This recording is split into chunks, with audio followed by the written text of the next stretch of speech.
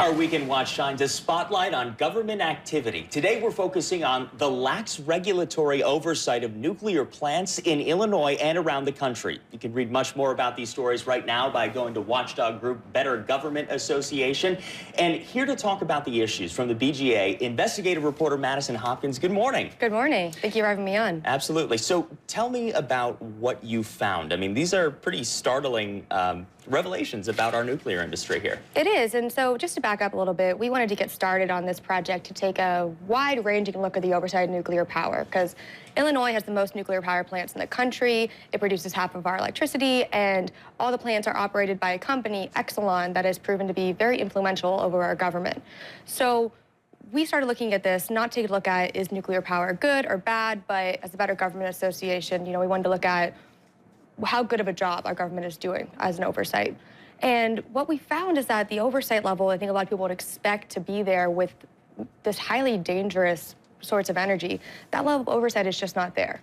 Specifically with the federal regulator, we found example after example of them downplaying safety concerns from their own staff members, failing to side with whistleblowers in hundreds of cases from nuclear power plants, and generally caving to industry pressure time and time again. Well, when I was reading the reporting that you did and saw there were, I think, 700 whistleblower complaints, and none of them were substantiated. So what does that tell you? Well, people we spoke to at the plants have explained that that actually creates kind of bigger problems later on at the plant. So what you're explaining there from the reporting is that nuclear power plant employees are encouraged to speak up. The Nuclear Regulatory Commission tells them that we want them to raise concerns. And if they do that and someone at the plant retaliates against them for doing so, they have the ability to go to the Nuclear Regulatory Commission and complain. We found that over that 6-year period from 2010 to 2016, there was 700 complaints. The NRC only even investigated about a third of them and failed to side with them even once, like you mentioned. And what we talked to people who have current and former employees at the plants have said that this can create an environment where people are afraid to raise concerns. If you raise a concern once or see somebody else raising a concern and you're retaliating against it and it goes nowhere, you're going to be discouraged to continue to do it. And these people are really our first line of defense against issues. They're the experts. They're there day in, day out, and they're the first ones who would likely find a problem and hopefully fix it before it became a big issue. So if they're not feeling empowered to speak up, if they're afraid, that's a big source of information that's lost. So real quick, what needs to happen to make this better?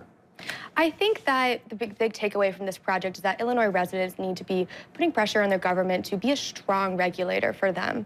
Like I said, we have the most nuclear power plants out of any other state in the country, and while luckily we haven't had any major issues here, we've seen the dangers of nuclear power elsewhere in the world with Fukushima, Chernobyl, and nobody wants that to happen here. So that means that we need a strong regulator who's looking out for our people, our environment, and not taking demands from the industry that it oversees. All right. Madison, thank you so much for joining us. Thank you. We really appreciate it.